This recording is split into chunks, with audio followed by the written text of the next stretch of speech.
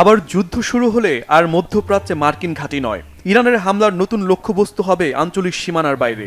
ইরানের ইসলামিক বিপ্লবী গার্ড বাহিনী আইআরজিসি এমন হুঁশিয়ারি দিয়ে বলে, তেহরান এমন জায়গায় ধ্বংসযজ্ঞ চালাবে যা শত্রুরা কল্পনা করতে পারছে না।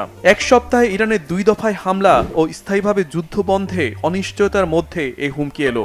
এখন প্রশ্ন উঠেছে, সীমানার বাইরে বলতে কি বোঝাতে চাচ্ছে তেহরান? ইরান কি তবে যুক্তরাষ্ট্রে হামলার পরিকল্পনা করছে? গোপনে কি সেই সক্ষমতা অর্জন আর প্রস্তুতি শেষ?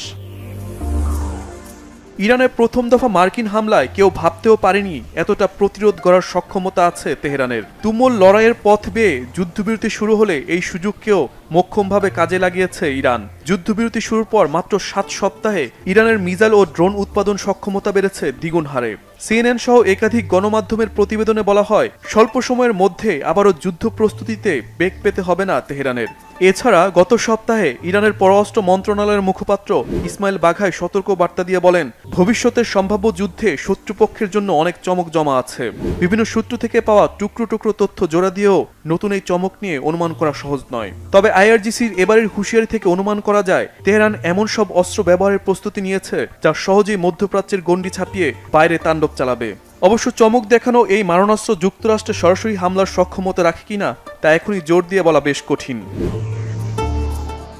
এদিকে মার্কিন প্রেসিডেন্ট ট্রাম্পের বিরুদ্ধে এ নিয়ে তৃতীয় দফায় শান্তি স্থাপন প্রক্রিয়ায় কূটনীতির সঙ্গে বিশ্বাসঘাতকতার গুরুতর অভিযোগ তুলেছেন ইরানের সর্বোচ্চ নেতার উপদেষ্টা মহসেন রেজাই। এজন্য যুদ্ধ বন্ধে ট্রাম্পের কার্যকর পদক্ষেপ নেওয়ার ব্যর্থতাকে দুষছেন তিনি।